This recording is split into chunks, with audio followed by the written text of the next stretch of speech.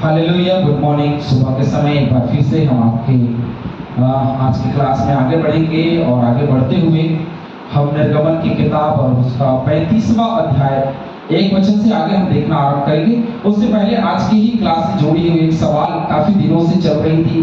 जब मैंने निर्गमन की किताब में 20वें अध्याय में मैंने लिया था तो लगभग 14 अध्याय आगे आ चुके हैं हम। उस समय की एक सवाल थी। एक भाई ने बड़े ही गंभीरता के साथ में ये सवाल किया था। उस सवाल को जानने से पहले चैनल को लाइक करें, सब्सक्राइब करें, शेयर करें, ताकि बहुत सारे लोगों तक क्लास पहुंचे और बहुत सारे लोग इसको समझ पाए, इसकी आशीषों को समझ पाए। तो हम आगे चलते हैं और आगे चलते हुए देखेंगे। तो हम यहाँ पे उनके सवाल को लेते हैं। उनका सवाल ये था कि एक बात बताइए पास्टर साहब की हम काम करने वाले लोग हैं और हमारे ऊपर में हमारे नीचे में कुछ लोग हैं जो काम करते हैं। यदि हम उस दिन काम बंद करते हैं तो उन लोगों को समस्याएं बढ़ जाएगी, उनको उस दिन की रोजी नहीं मिलेगी या फिर हमारे पास में वो काम नहीं रहेगा। तो ये एक समस्या है। तो इसके लिए क्या किया जा सकता है? तो मेरी बात आप सुन लीजिए अच्छे ध्यान से। कोई ऑप्शन नहीं है। दूसरा, सब्त का दिन, विश्राम का दिन मनाना है तो मनाना है। 6 दिन काम करना है, 7वें दिन नहीं करना है तो नहीं करना है। तो कोई ऑप्शन नहीं है हमारे पास। यदि हम सोच रहे होंगे कि कोई ऑप्शन परमेश्वर हमको देगा तो कोई ऑप्शन नहीं मिलेगा, ना आपको ना मुझे, किसी को नहीं मिलेगा। हाँ, विशेष परिस्थितियां होती है जिसके लिए प्रभु यीशु मसीह ने रियायतें दी। यदि तुम्हारा मेढ़ा कुएं में गिर जाए तो तुम क्या करोगे? उसको छोड़ दोगे या नहीं निकालोगे या नहीं निकालोगे? निकालेंगे। तो फिर तो वही बात है, यदि भूख लगेगी तो भोजन करेंगे, यदि बीमार रहेंगे तो सबका दिन नहीं मना सकते, है ना? तो इस प्रकार से ये बातें होने लगी और ये समस्याएं जो है चल रही है। और हम देखते हैं कि कभी भी जो ये सवाल जहन में आता है कि क्या कर सकते हैं, कुछ नहीं कर सकते। यदि हम 7वें दिन को विश्राम नहीं करेंगे तो हम आशीष से वंचित रह जाएंगे। यदि हम विश्राम नहीं करेंगे तो परमेश्वर जो है वो हमको नहीं छोड़ने वाला है ना? क्योंकि 6 दिन काम करने से और 7वें दिन विश्राम करने, 7वां दिन हमारे आने वाले 6 दिन के लिए आशीष से भरा हुआ है। याद रखें, आने वाला 6 दिन हमारे जीवन में बहुतायत के आशीषों को लेके आने वाला है। तो उसके लिए जीवन बिताइए ना। ये इसको क्या मतलब कि अरे पास्टर साहब हमारा तो रोजी मार का जाएगा? नहीं, वो तो उनके वो समस्या अपनी जगह है। ये समस्या जिंदगी भर बिजनेस में होता है। सर, रविवार के दिन तो ज्यादा बिजनेस होता है पास्टर साहब, तो उस दिन इसलिए हम लोग उस दिन बंद नहीं कर पाते, हम खोले रहते हैं, है ना? दुकानदार लोग, भाजी पाला वाले लोग, ये सब लोग संडे के दिन विशेष दिन रहता है कि सब छुट्टी में रहते हैं, इसलिए हमारा सब चलता है, बिजनेस चलेगा, सब चलेगा। भाई बहुत अर्जेंटली काम का क्या है ना, वो दुकान का बकारा मिलता है, दूसरे को मिलता है, जल्दी कहते हैं पास्टर साहब इसलिए थोड़ा लेट हो। तो ये बहाना नहीं चलेगा। उसका विश्राम दिन पवित्र बनाना है तो बनाना है। उसका दिन है, उसके दिन में हम अपना काम नहीं कर सकते, उसके दिन में हम किसी मजदूर की चिंता नहीं कर सकते। वो मजदूर अपना कमा लेगा, अपना बहाना मत बनाए। हम नहीं जाएंगे तो भी वो मजदूर आएगा और अपना काम करेगा, और वो काम रहता भी ऐसे नहीं है। लेकिन हमको लगता है नहीं जाएंगे तो समस्याएं होंगी, भूल जाइए आप और मैं, क्योंकि विश्राम दिन पवित्र मतलब पवित्र। जब भी हम काम करेंगे अपवित्रता की दशा होगी ही होगी, इसीलिए पवित्रता बनाए रखना है, अपवित्रता का जीवन है। इसलिए आज की क्लास में हम आगे बढ़ेंगे। ये 3 वचन का वचन है और ये 3 जो वचन है ना, ये वही वापस से वही बात बोलने वाला है जो हमने पहले ही चर्चा किया हुआ है ना? मूसा ने इस्राएलियों की सारी मंडली को इकट्ठा करके उनसे कहा, जिन कामों के करने की आज्ञा यहोवा ने दी है वो ये है। अब ये हुआ कि भैया जो बातें यहोवा ने कहने के लिए दी है उसको तो कह दिया उसने, और जो आज्ञा यहोवा ने करने के लिए कहा उसको करो। उन कामों को करना जरूरी है। यदि आज नहीं करोगे तो कल यही हमारे लिए विपरीत दिशा बनेगी, हमारे लिए बहुत समस्याएं होंगी आने वाले दिनों में, है ना? तो उसको भी समझना जरूरी है।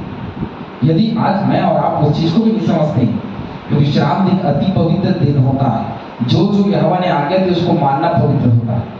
जब तक हम ये नहीं समझेंगे कि परमेश्वर के कौन कौन से पवित्र काम मैं कर सकता हूँ या अपने जीवन में मैं कर सकता हूँ, या कौन से अपवित्र काम मेरे जीवन में नहीं होने चाहिए जो हो रहे हैं, तो फिर ये समस्याएं होंगी। हमको समझना पड़ेगा।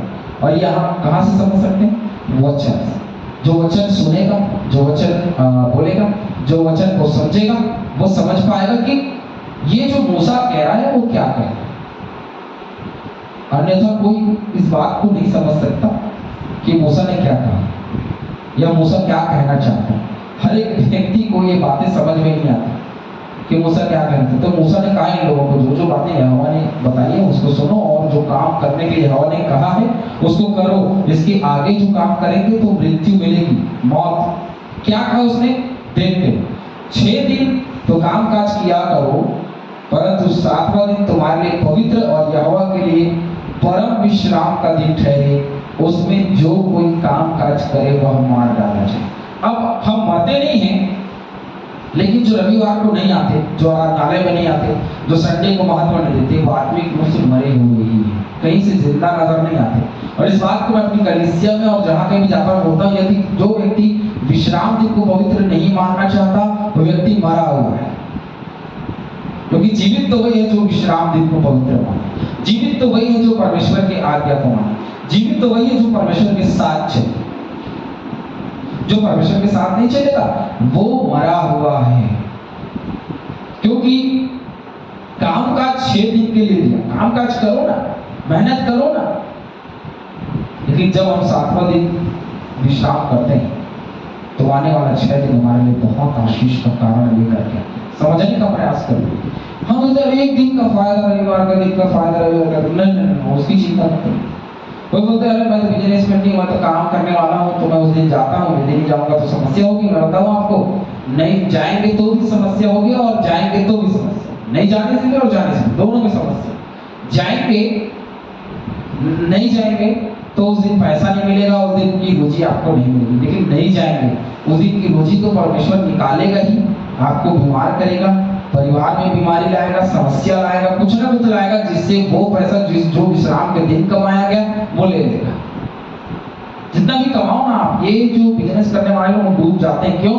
क्योंकि यहोवा को उसका स्थान नहीं देते, इसलिए डूबते हैं। उसके विश्राम दिन को पवित्र नहीं मानते, इसलिए डूबते हैं। वरन विश्राम के दिन तुम अपने अपने घरों में आग तक न जलाना। तो ये एक बड़ी आज्ञा मिली थी कि तुम अपने अपने घरों में आग तक नहीं जलाना। सोचिए, इतनी स्ट्रिक्ट है परमेश्वर यहोवा का आज्ञा कि तुम अपने घरों में आग भी नहीं जला रहे, उसकी भी छूट नहीं मिलने वाली। क्या बात है। अब तो ये बहुत ही इंतहा हो गई है ना, ये समस्याएं हैं, अब क्या करें। लेकिन ठीक है, करना तो है भैया, क्या कर सकते हैं, करना तो है। परमेश्वर ने आज्ञा दिया, मानना तो है। बड़ा कठिन है, क्या किया जाए पास्टर साहब, मैं तो आने की बहुत कोशिश किया, तो क्या हो गया। एक घटना होता था, एक व्यक्ति बोले कि पास्टर साहब मैं पिछले 2 हफ्ते से बहुत आने की कोशिश कर रहा था, मैं पारिवारिक मीटिंग में आने का बोले, पिछले 2 हफ्ते से बहुत आने की कोशिश कर रहा था मैं, लेकिन आ नहीं पाया। अब जब परमेश्वर की इच्छा होगी, मर्जी होगी, मैं आ जाऊंगा। ठीक है, ठीक है, ठीक है। उसके बाद में फिर 2 सप्ताह और निकल गया, फिर मैं क्या करेगा, फिर बोल नहीं क्या पास्टर साहब, फिर वही समस्याएं चली ही नहीं है, तो फिर वही बात है। लेकिन इस बार क्या, उनको पता नहीं था कि मैं उन पर नजरें रखे हुए थे।